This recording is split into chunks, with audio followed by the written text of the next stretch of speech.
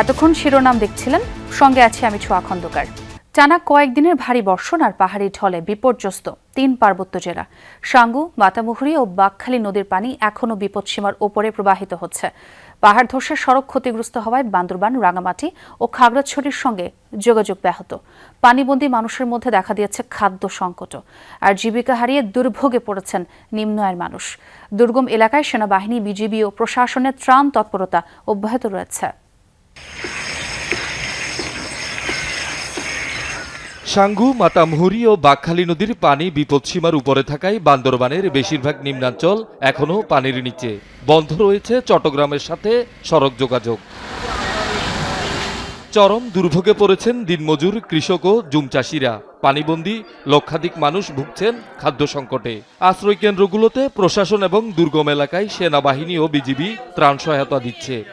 অনেক কষ্টে আছি আমরা, তারপরে প্রশাসন থেকে অনেক সাহায্য করতেছে, আমরা কিছু পাইছি। প্রায় 1 থেকে 150 পরিবার এখানে পানিবন্দী আছে ইসলামপুরের মধ্যে। তো আমরা খুব মানবতার জীবনযাপন করতেছি। খেটে খাওয়া মানুষ খুব অসুবিধা আছে, ঘরগুলো ডুবে গেছে। আজকে 6 দিন ধরে কোনো কাজ করতে পারতেছি না, আমাদের খুব কষ্ট হচ্ছে। রাঙ্গামাটির বাগাইছড়িতে পাহাড়ের মাটি ধসে প্রায় 3 কিলোমিটার সড়ক বন্ধ হয়ে যাওয়ায় খাগড়াছড়ি, দীঘিনালা হয়ে ঢাকা ও চট্টগ্রামের সঙ্গে সড়ক যোগাযোগ বিচ্ছিন্ন রয়েছে। এছাড়া রাঙ্গামাটির সঙ্গে খাগড়াছড়ির মহালছড়ি, লংগদু, বাগাইছড়ি এবং রাঙ্গামাটির রাজস্থলী, বান্দরবান সড়কও বন্ধ।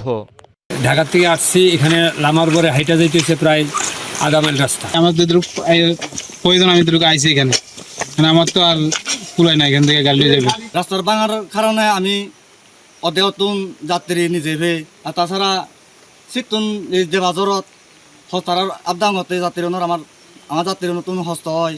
এখন এসে একটু খুব দুঃখে বিষয়, রাস্তা ভাঙিয়ে এই বাড়ির রাস্তা ভেঙে গেছে, আমি দূরে যাইতে পারতেছি না। তারে যদি না হয়, ঠিক না করে, তাহলে একটু কষ্ট হবে আমাদের গাড়ি চালাইতে। খাগড়াছড়ির দীঘিনালা উপজেলার মেরুং ইউনিয়নের বিভিন্ন এলাকা, সড়ক, হাটবাজার জলমগ্ন থাকায় দুর্ভোগে পড়েছেন হাজারো মানুষ। তাদের সেবার প্রয়োজন আছে কিনা, তাদের খাবার দাবারের দিক থেকে কি অবস্থানে আছে, এই সার্বিক বিষয়গুলো আমরা পর্যালোচনা করতেছি। বন্যার মধ্যে যখন বাসা থেকে বেরোচ্ছে, অনেকের হাত পা কাটা গেছে, আমরা প্রাথমিক চিকিৎসা যেটা ওটা দিয়েছি এবং তাৎক্ষণিক এর চাইতে যদি আরও বেশি সমস্যা হয় হাসপাতালে যাওয়ার জন্য আমরা ওনাদের পরামর্শ দিয়েছি। চলমান দুর্যোগে এখন পর্যন্ত প্রায় 27,200 পরিবার আক্রান্ত হয়েছে। এ পর্যন্ত কোনো হতাহত নেই, একজন আহত হয়েছে এবং তার সুচিকিৎসার ব্যবস্থা আমরা করে ফেলেছি। এদিকে সাজেকে আটকে থাকা 5 শতাধিক পর্যটককে নিরাপদে ফিরিয়ে আনার খবর জানিয়েছেন সেনাবাহিনী। পরিস্থিতি স্বাভাবিক না হওয়া পর্যন্ত ভ্রমণ কেন্দ্রগুলোয় যাওয়া থেকে বিরত থাকতে প্রশাসনের পক্ষ থেকে নিষেধাজ্ঞা দেওয়া হয়েছে। শহীদুল সুমন, যমুনা নিউজ।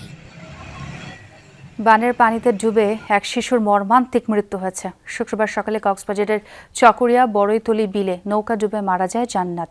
এদিকে স্থানীয় কয়েকটি নদীর পানি বৃদ্ধির ফলে অবনতি হয়েছে জেলার 4 উপজেলার বন্যা পরিস্থিতির। সংকট দেখা দিয়েছে খাবার ও বিশুদ্ধ পানির। কক্সবাজারের বন্যা পরিস্থিতির খবর জানাচ্ছেন রিয়াজ রায়হান, ছবি তুলেছেন লুৎফর রহমান, সাথে ছিলেন কক্সবাজারের সহকর্মী এহসান আল কুতুবী। বসতঘর পানিতে ডুবে গেছে। 3 মেয়েকে নিয়ে নিরাপদ আশ্রয় যাচ্ছিলেন বাবা। পথেই বড়ইতলি বিলে নৌকা ডুবে যায়। 2 মেয়েকে উদ্ধার করে হাসপাতালে নেওয়া হয়, আর বড় মেয়ে তখনও নিখোঁজ। পানি উঠার কারণে ওরা বলতে নিরাপদ আশ্রয় এখানে উপরে চলে আসতে চাচ্ছিল। স্থানীয়দের চেষ্টায় ব্যর্থ হলে যোগ দেয় ফায়ার সার্ভিসের ডুবুরি দল। প্রায় 4 ঘন্টা পর জান্নাত নামের ওই শিশুর মরদেহ উদ্ধার করে ফায়ার সার্ভিস। প্রাথমিকভাবে আমাদের রিসোর্স যেগুলো আছে সেগুলো দিয়ে কি করা হয়েছে, সার্চ অ্যান্ড রেস্কিউ কার্যক্রম করা হয়েছে, এবং আমরা যা না পাওয়াতে একটা বেটার সার্চের জন্য এবং রেস্কিউর জন্য হচ্ছে কি আমরা চট্টগ্রাম থেকে একটা সাহায্য চাই ডুবুরি ইউনিটের।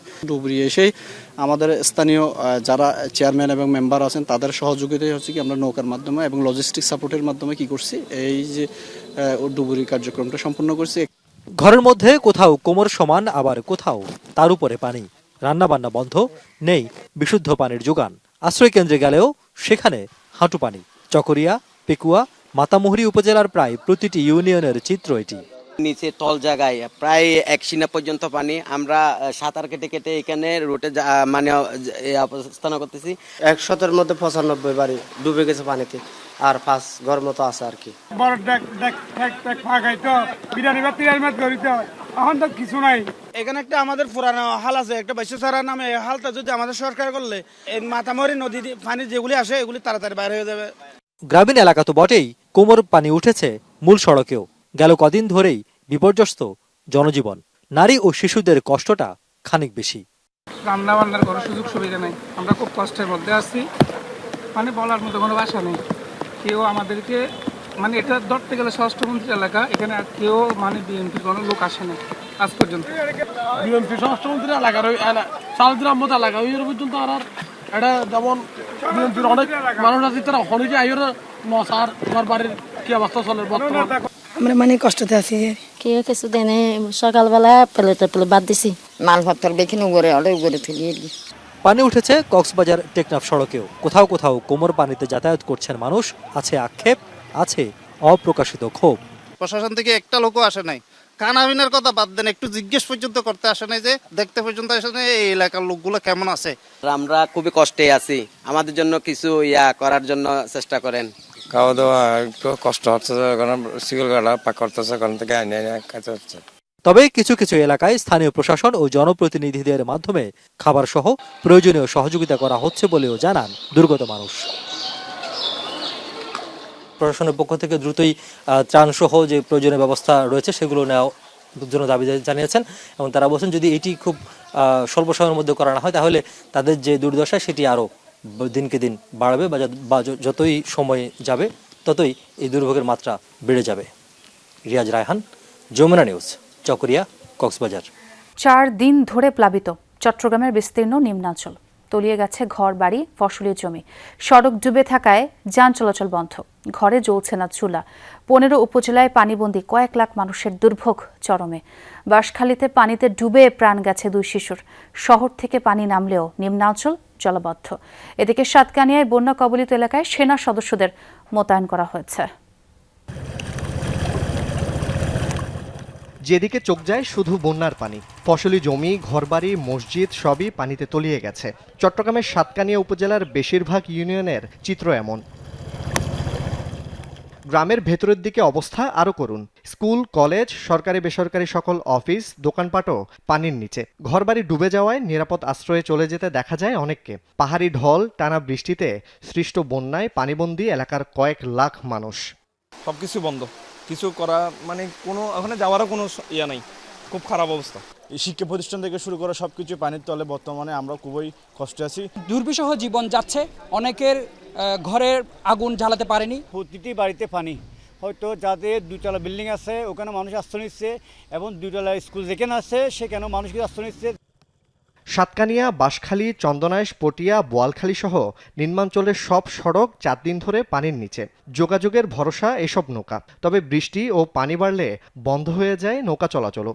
যার নৌকা আছে আর আসতে পারে আর যাইতে পারে, নাহলে তো অন্য দুর্ভোগ আমাদের। নৌকা ছাড়া আর কোনো বিকল্প নাই, তো কোনো যাওয়া যাবার কোনো সমস্যা নাই। নৌকা বোট ছাড়া মানে মানুষ চলাচল ছাড়া এখন মানে অত্যন্ত কঠিন হয়ে গেছে। এটা রাস্তা সব পানির মধ্যে চলে গেছে না, এই জন্য বোট দিয়ে চলাফেরা করতেছি। বন্যা কবলিত এলাকাগুলোতে দেখা দিয়েছে বিশুদ্ধ পানি ও শুকনো খাবারের তীব্র সংকট। পাওয়া যাচ্ছে না চিকিৎসা সেবাও। চট্টগ্রাম জেলা প্রশাসন আজ ত্রাণ দিলেও তা পর্যাপ্ত নয় বলছেন ভুক্তভোগীরা। একটা প্রেগনেন্ট রোগী কত কষ্ট করে এখান থেকে আনতে হয়েছে, মানে কেউ না একদম 5,000-10,000 টাকা দিলে মানুষ কিছু খাইতে পারত। এটা কি আধা কেজি মুড়ি, আধা কেজি সিরা, এগুলো দিয়ে কিছু হয়, মানুষ কদিন চলবে এগুলো নিয়ে? সরকারের দৃষ্টি আকর্ষণ করে বলছি আরো ত্রাণ দেওয়া হোক, আরো সহায়তা আনা হোক। ইতিমধ্যে 25 মেট্রিক টন চাল দিয়েছি, আরও আজকে যাওয়ার পরে আমরা আরও বরাদ্দ দিব। আমি জানি মানুষের হয়তো আরও বেশি প্রয়োজন আছে, আমি বলবো আরও আমরা সরকারের পাশে আছি। চন্দনাইশের বন্যা পরিস্থিতিও ভয়াবহ। উপজেলার নিম্নাঞ্চল ডুবে পানিবন্দী হয়ে পড়েছে হাজার হাজার মানুষ। অনেক কষ্ট হচ্ছে মানুষ বানিয়ে, বাড়িঘর ডুবে গেছে। কিছু মাদ্রাসা আছে, কিছু স্কুল আছে, আর কিছু স্কুলে জায়গা নাই। দেশের বড় বড় নেতা, এমপি কেউ ত্রাণ নিয়ে এখনো আসে নাই। এদিকে চট্টগ্রাম কক্সবাজার মহাসড়কের চন্দনাইশ হাসিমপুর অংশ তলিয়ে গেছে প্রায় 2.5 ফুট পানির নিচে। ফলে 3 থেকে 4 কিলোমিটার যানজটে দুর্ভোগ চরমে। বৃষ্টি কিছুটা কমায় চট্টগ্রাম মহানগরীর বেশ কিছু এলাকা থেকে পানি নেমেছে। তবে নগরীর চাঁদগাঁও ও মোহরার অনেক নিচু এলাকা এখনও প্লাবিত। চাঁদগাঁওয়ে জলবদ্ধ এলাকা পরিদর্শন করেন সিটি মেয়র ও সংসদ সদস্য। কিছু অংশে পানি সরে গেল, বেশ কিছু অংশে এখনো রয়ে গেছে। সেই পানিগুলো আমরা কিভাবে ড্রেন অফ করা যায় একটা সুদূর প্রসারী পরিকল্পনার মাধ্যমে এদের সুফল দেওয়ার জন্য। পানি নিষ্কাশন না হওয়ার কারণে কিন্তু এখনো পর্যন্ত পানি রয়ে গেছে। আমরা চাচ্ছি কিভাবে এগুলিকে পানিগুলিকে নিষ্কাশন করে জনগণকে দুর্ভোগ থেকে আমরা তাদেরকে যেন রক্ষা করতে পারি। চট্টগ্রামের সন্দ্বীপ উপজেলায় জলাবদ্ধতা নিরসন এবং সম্ভাব্য বন্যা পরিস্থিতি মোকাবেলায় ইতিমধ্যে পৌরসভা ও বিভিন্ন ইউনিয়নে পানি নিষ্কাশনের কার্যক্রম শুরু করেছে উপজেলা প্রশাসন। জুবাইর ইবনে শাহাদাত, যমুনা নিউজ, চট্টগ্রাম। দুর্যোগের কারণে চট্টগ্রাম শিক্ষা বোর্ডের আগামীকালের এইচএসসি পরীক্ষা স্থগিত করা হয়েছে। এক বিজ্ঞপ্তিতে এই তথ্য জানিয়েছেন বোর্ডের পরীক্ষা নিয়ন্ত্রক। চট্টগ্রাম শিক্ষা বোর্ডের বিজ্ঞপ্তিতে জানানো হয়, আবহাওয়ার মারাত্মক অবনতি ও বন্যা পরিস্থিতির কারণে শুধু তথ্য যোগাযোগ প্রযুক্তি বা আইসিটি বিষয়ের পরীক্ষা স্থগিত করা হলো। বোর্ডের আওতাধীন চট্টগ্রাম, কক্সবাজার, খাগড়াছড়ি, রাঙ্গামাটি ও বান্দরবান জেলার সব শিক্ষা প্রতিষ্ঠানে এই সিদ্ধান্ত কার্যকর হবে। স্থগিত পরীক্ষার নতুন সময়সূচি পরবর্তীতে জানিয়ে দেওয়া হবে। দুর্যোগপূর্ণ এলাকায় বিদ্যুৎ না থাকায় পরীক্ষার্থী ও অভিভাবকদের মাইকিং করে বিষয়টি জানাতে ভারপ্রাপ্ত কর্মকর্তাদের অনুরোধ জানিয়েছে বোর্ড। চট্টগ্রাম অঞ্চলে দুর্যোগ মোকাবেলায় প্রধানমন্ত্রীর নির্দেশিত 10টি পদক্ষেপের কথা জানিয়েছেন উপদেষ্টা মাহাদি আমিন। তিনি জানান, বন্যা কবলিত মানুষের পাশে থাকতে সরকার সর্বোচ্চ গুরুত্ব দিয়ে কাজ করছে। প্রধানমন্ত্রী নিজে সার্বক্ষণিক দুর্যোগ কবলিত এলাকার পরিস্থিতি মনিটরিং করছেন। টানা বর্ষণ, পাহাড় ধস ও বন্যায় ক্ষতিগ্রস্ত পুরো চট্টগ্রাম অঞ্চল। পানিবন্দী লাখ লাখ মানুষ। ভেঙে পড়েছে যোগাযোগ ব্যবস্থা, নাওয়া খাওয়া বাদে শত শত পরিবার। সংকটময় পরিস্থিতি নিয়ন্ত্রণে আনতে এবং দুর্গত মানুষের পাশে দাঁড়াতে প্রধানমন্ত্রী তারেক রহমান বিভিন্ন পদক্ষেপ গ্রহণ করেছেন, এমনটাই জানিয়েছেন তার কার্যালয়ের মুখপাত্র। কোথাও কোথাও পাহাড় ধস হয়েছে, অনেকগুলো মানুষ মারা গিয়েছে। এটি অত্যন্ত আমাদেরকে ব্যথিত করেছে, গভীরভাবে মর্মাহত করেছে। জনগণের নির্বাচিত সরকারের মাননীয় প্রধানমন্ত্রী এটিকে নিয়ে অত্যন্ত দৃঢ়ভাবে প্রশাসনকে, আইন শৃঙ্খলা বাহিনীকে এবং সর্বস্তরের সকল যারা প্রশাসনের রাষ্ট্রযন্ত্রের সাথে জড়িত হয়েছেন। সকালে মিরপুরে এক অনুষ্ঠানে তিনি বলেন, প্রধানমন্ত্রীর কার্যালয় থেকে ডিসি, ইউএনও এবং আইনশৃঙ্খলা বাহিনীর সদস্য সহ সংশ্লিষ্ট সবার সাথে যোগাযোগ রাখা হচ্ছে, দেয়া হচ্ছে প্রয়োজনীয় দিক নির্দেশনা। ক্ষতিগ্রস্ত মানুষের সাথে দাঁড়িয়েছেন, পাশে দাঁড়িয়েছেন এবং সম্পূর্ণভাবে প্রশাসন, আইন শৃঙ্খলা বাহিনী, যেখানে প্রয়োজন সেনাবাহিনী। পরে নিজের ফেসবুকেও বিষয়টি তুলে ধরেন তিনি। জানান, চট্টগ্রামের জন্য প্রধানমন্ত্রীর নির্দেশিত 10টি পদক্ষেপ ও নির্দেশনা মেনেই চলছে কাজ। এখন পর্যন্ত 1000-এর বেশি আশ্রয়কেন্দ্র চালু করা হয়েছে, যেখানে প্রায় 12,000-এর বেশি মানুষ আশ্রিত। দেয়া হয়েছে 2.25 কোটি টাকা ও ত্রাণ সামগ্রী। প্রায় 2,500 মেট্রিক টনের মতন চাল ইতিমধ্যে দুর্গত মানুষের কাছে পৌঁছে দেওয়া হয়েছে। দুর্গত মানুষের পাশে দাঁড়াতে বিএনপির সর্বস্তরের নেতাকর্মী এবং প্রতিটি অঙ্গ ও সহযোগী সংগঠনকে নির্দেশ দেওয়া হয়েছে বলে জানিয়েছেন তিনি। আল আমিন হক অহন, যমুনা নিউজ, ঢাকা। চট্টগ্রামের বাঁশখালী ও সাতকানিয়ার প্লাবিত এলাকা পরিদর্শন করেছেন বিরোধী দলীয় নেতা ডাক্তার শফিকুর রহমান। এ সময় পানিবন্দী মানুষের খোঁজ খবর নিয়ে নগদ অর্থ ও ত্রাণ সামগ্রী বিতরণ করেন তিনি। জানান, সামর্থ্য অনুযায়ী দুর্গতদের পাশে থাকবে জামায়াত। বন্যা কবলিত মানুষের খোঁজ খবর নিতে সকালে চট্টগ্রামে আসেন সংসদের বিরোধী দলীয় নেতা ও জামাত ইসলামীর আমির ডাক্তার শফিকুর রহমান। ঘুরে দেখেন বাঁশখালী উপজেলার বিভিন্ন প্লাবিত এলাকা। পায়ে হেঁটে দুর্গত এলাকায় গিয়ে পানিবন্দী মানুষের সঙ্গে কথা বলেন তিনি। বাঁশখালীতে ডুবে গেছে ফসলি জমি, ক্ষতিগ্রস্ত হয়েছে বসতঘর, অনেকের জীবিকা ও সহায় সম্বল ভেসে গেছে বানের পানিতে। এ সময় ক্ষতিগ্রস্তদের খোঁজখবর নেন এবং প্রয়োজনীয় সহযোগিতার আশ্বাস দেন জামায়াতের আমির। দল হিসাবে আমরা কি করতে পারি এলাকার মানুষের জন্য, এটা যেমন চেষ্টা করব, সরকারকে আমরা কি বলতে পারি এই এলাকার মানুষের দুঃখ দুর্দশা লাঘবের জন্য, সেই ব্যাপারে আমরা ভূমিকা রাখব। পরিদর্শন শেষে সমসাময়িক বিভিন্ন বিষয়েও কথা বলেন বিরোধী দলীয় নেতা। তিস্তা নদীর বাঁধ ও বন্যা পরিস্থিতি প্রসঙ্গে তিনি বলেন, যথাযথ পরিকল্পনা ছাড়া বাঁধ খুলে দিলে রংপুর অঞ্চলে বড় ধরনের প্লাবনের আশঙ্কা রয়েছে। চট্টগ্রাম, তারপরে সিলেট, ময়মনসিংহ এবং রংপুর, এই 4টা বিভাগ বেশি ক্ষতিগ্রস্ত। আমরা সরকারের কাছে এখান থেকেই দাবি জানাচ্ছি যে সরকার যেন সর্বোচ্চ গুরুত্ব দিয়ে অগ্রাধিকার দিয়ে এই এলাকাগুলোকে দেখে। একই দিনে পাশের উপজেলা সাতকানিয়ার বন্যা দুর্গত বিভিন্ন এলাকাও পরিদর্শন করেন ডাক্তার শফিকুর রহমান, দেন প্রয়োজনীয় সহযোগিতার আশ্বাস। জোবাইর রিফাত, যমুনা নিউজ, চট্টগ্রাম। দর্শক, আবহাওয়া পরিস্থিতি ও দুর্যোগের আরও খবর থাকছে সংবাদের পরবর্তী অংশে। ভারতে পালিয়ে যাওয়া ক্ষমতাচ্যুত প্রধানমন্ত্রী শেখ হাসিনা আগামী ডিসেম্বরে দেশে ফিরে আত্মসমর্পণ করতে চান, এমন তথ্য দিয়েছে বার্তা সংস্থা রয়টার্স। বৃহস্পতিবার রাতে টেলিফোন সাক্ষাৎকারে শেখ হাসিনা বলেন, জ্যেষ্ঠ নেতারা সহ আদালতে আত্মসমর্পণ করবেন। যদিও শেখ হাসিনার দেশে ফেরার এই পরিকল্পনাকে ষড়যন্ত্র কিনা তা ভাবছে ২৪-এর গণঅভ্যুত্থানে নেতৃত্ব দেয়া নেতারা। আর বিশ্লেষক বলছেন, তার দেশে ফেরার কথা অস্থিতিশীলতার অংশ কিনা খতিয়ে দেখতে হবে। ছাত্র জনতার গণ অভ্যুত্থানের মুখে ২০২৪ সালের ৫ আগস্ট ক্ষমতা ছেড়ে দেশ ছাড়তে বাধ্য হন শেখ হাসিনা। এরপর থেকেই ভারতে নির্বাসিত জীবন কাটাচ্ছেন তিনি। জুলাইয়ের আন্দোলনে ছাত্র জনতাকে হত্যার নির্দেশের দায়ে শেখ হাসিনাকে তার অনুপস্থিতিতেই মৃত্যুদণ্ডের রায় দিয়েছে আন্তর্জাতিক অপরাধ ট্রাইব্যুনাল। নানা অভিযোগে আরও অনেক মামলা চলমান। এই রায়ের পর গ্রেফতারি পরোয়ানা জারির পাশাপাশি শেখ হাসিনাকে দেশে ফেরাতে ভারত সরকারকে বারবার চিঠি দিয়েছে বাংলাদেশ, কিন্তু সাড়া মেলেনি দিল্লির। এবার প্রথমবারের মতো বার্তা সংস্থা রয়টার্সকে দেয়া এক সাক্ষাৎকারে ডিসেম্বরেই দেশে ফিরে আদালতে আত্মসমর্পণের কথা জানালেন সাবেক এই প্রধানমন্ত্রী। শুধু একা নন, নির্বাসিত জ্যেষ্ঠ আওয়ামী লীগ নেতারাও তার সঙ্গে দেশে ফিরে আত্মসমর্পণ করবেন বলে রয়টার্সকে জানান তিনি। রাজনীতিবিদরা বলছেন, শেখ হাসিনাকে আইনি প্রক্রিয়া মোকাবেলা করতেই হবে।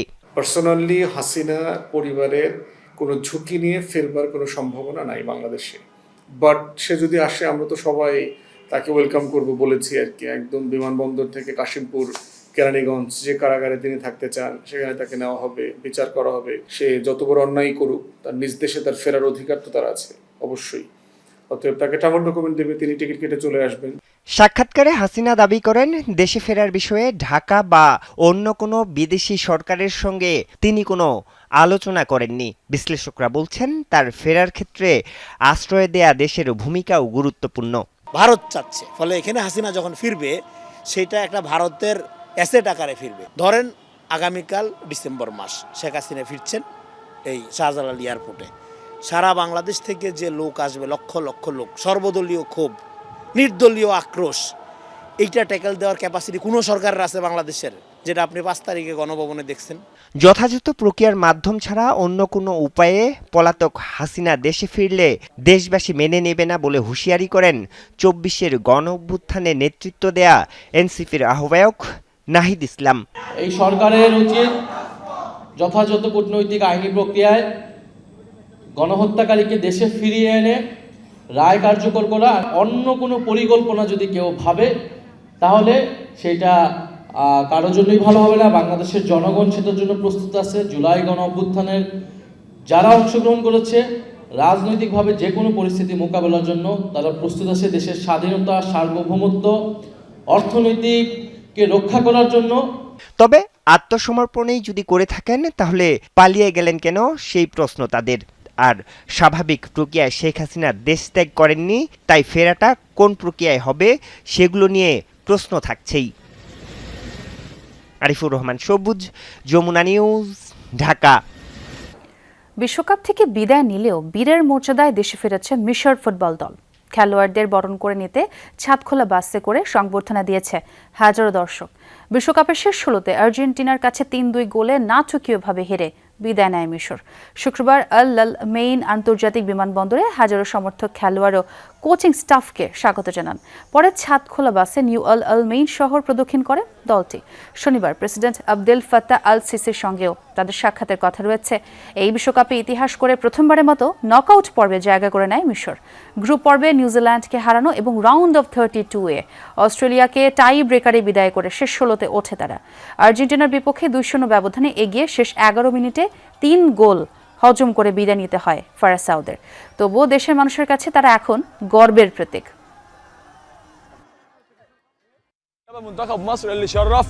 তোমরা বিশ্বকাপ থেকে বিদায় নিয়েছো, কিন্তু আমাদের হৃদয় জয় করেছো। পুরো মিশর আজ তোমাদের নিয়ে গর্বিত।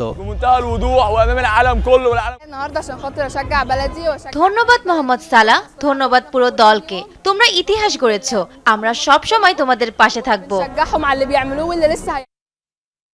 এবারে আবারও আবহাওয়া পরিস্থিতির খবর। কয়েকদিন ধরেই দেশের বিভিন্ন স্থানে টানা বৃষ্টি হচ্ছে।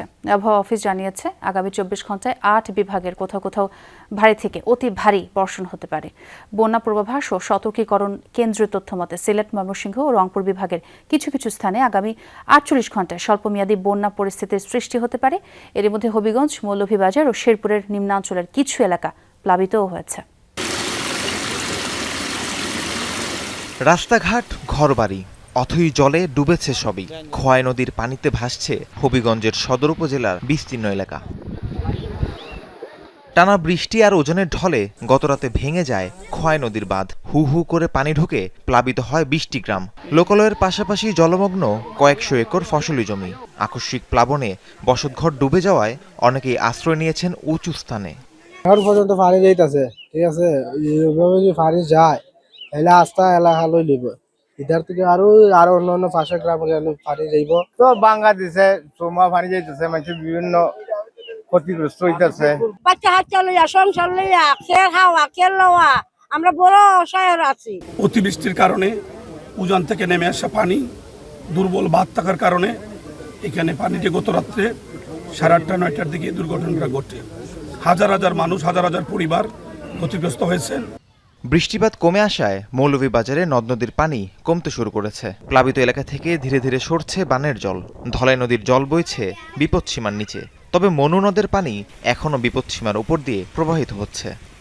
পানি অবশ্যই কিছু কম ধরছে, এখন পর্যন্ত হুরা মতে কমছে না, না হলে তো ক্ষতিগ্রস্ত ইচ্ছা তো আর বাড়ানো হয়েছে না। আলি দান মানুষে তোমার একবারে। শেরপুরে ভারী বৃষ্টি আর ওজনের ঢলে প্লাবিত ঝিনাইগাতি, নালিতাবাড়ি ও শ্রীবর্দী উপজেলার নিম্নাঞ্চল। বসতবাড়ি, ফসলি জমি ও সড়ক তলিয়েছে পানিতে। সকাল থেকে বৃষ্টি না হলেও নদীর পানি বেড়ে ডুবেছে ঝিনাইগাতির বেশ কয়েকটি গ্রাম। এতে চরম দুর্ভোগে বাসিন্দারা। স্কুল ডুবে গেছে গা, তারপর আপনার এই আশেপাশে যত বাড়ি ঘর দেখেন সবাই এখন খুব ক্ষতিগ্রস্ত। আজ পাক শাক করে খাওয়ার বাজ আছে না, বৃষ্টি হইলে পরে আপনার এরা আরো জলাবদ্ধতা বেশি হয়। বাড়ি ঘরে উঠতে পানি রান্না বান্না খাওয়ার পাতা আছে না। লালমনিরহাটে তিস্তার পানি কমতে শুরু করেছে। বইছে বিপদসীমার নিচ দিয়ে। চর ও নিম্নাঞ্চলের যেসব এলাকা জলমগ্ন ছিল বেশিরভাগ স্থান থেকেই পানি নামছে। তবে এখনো বন্যা আতঙ্ক কাটেনি এলাকাবাসীর। বাড়ে আইসে যায়, বাড়ে আইসে যায়, বাড়ে আইসে যায়, এইভাবে চলছে। বাড়ির খায় নিতেও পানি ওঠে, নিতেও যায়, ফির আইসে।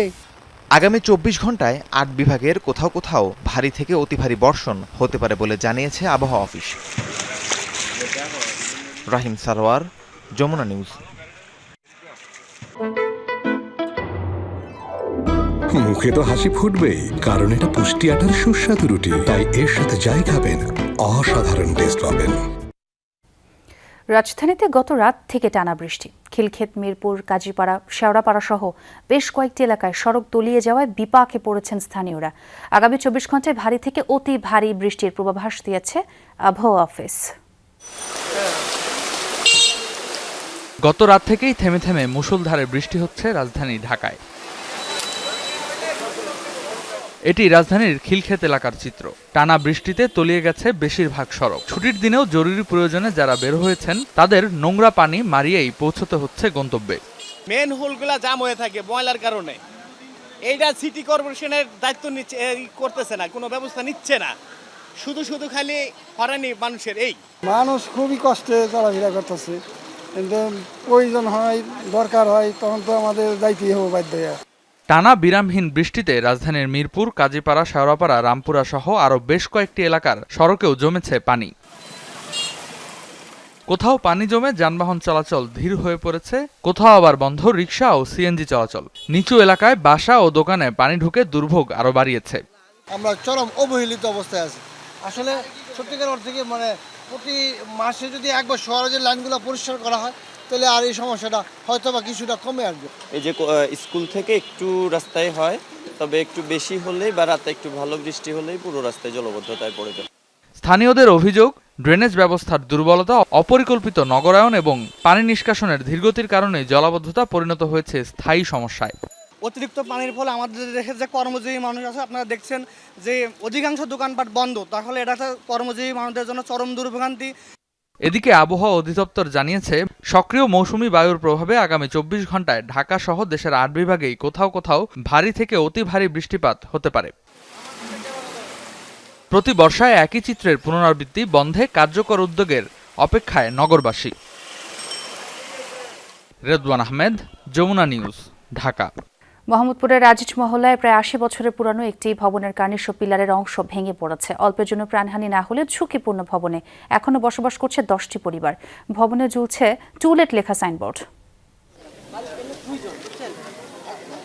শুক্রবার সকাল 8:30টার দিকে মোহাম্মদপুরের আজিজ মহল্লার এই 3 তলা ভবনের কার্নিশ ও পিলারের একাংশ বাইরের দিকে ভেঙে পড়ে।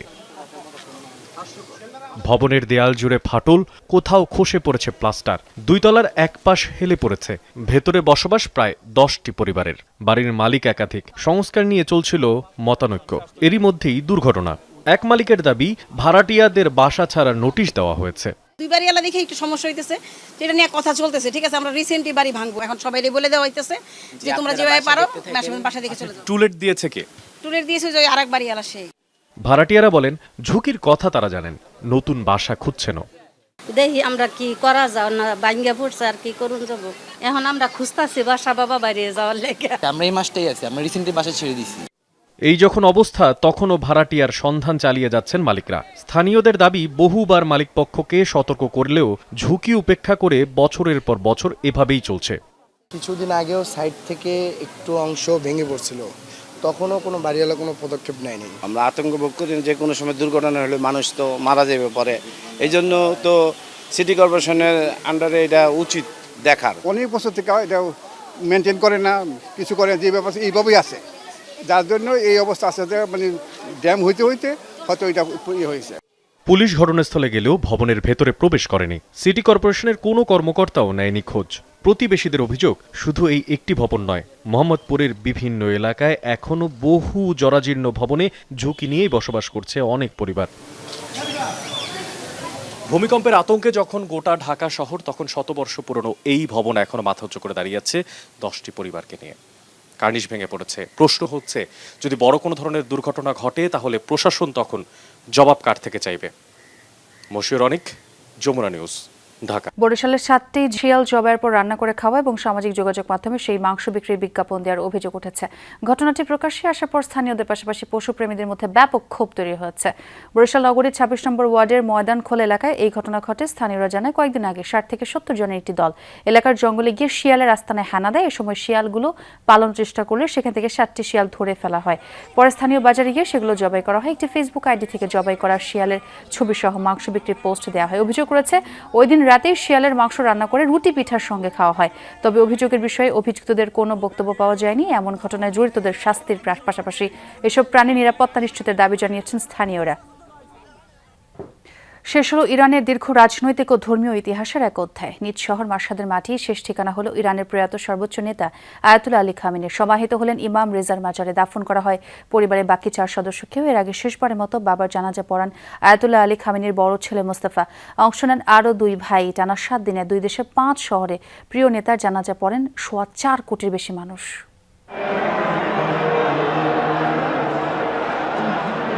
কফিনবন্দি হয়ে শেষবারের মতো জন্মভূমি মাশহাদে আয়াতুল্লাহ আলী খামেনি। অশ্রু আর প্রার্থনায় ভারী হয়ে ওঠা আকাশ বাতাস, শোকের ভারে নত অসংখ্য হৃদয়। সবকিছুকে সাক্ষী রেখেই সম্পন্ন হলো প্রয়াত সর্বোচ্চ নেতার দাফন। যেন এক মহাকালের পরিসমাপ্তি ঘটল ইরানের আধ্যাত্মিক হৃদয় মাশহাদে।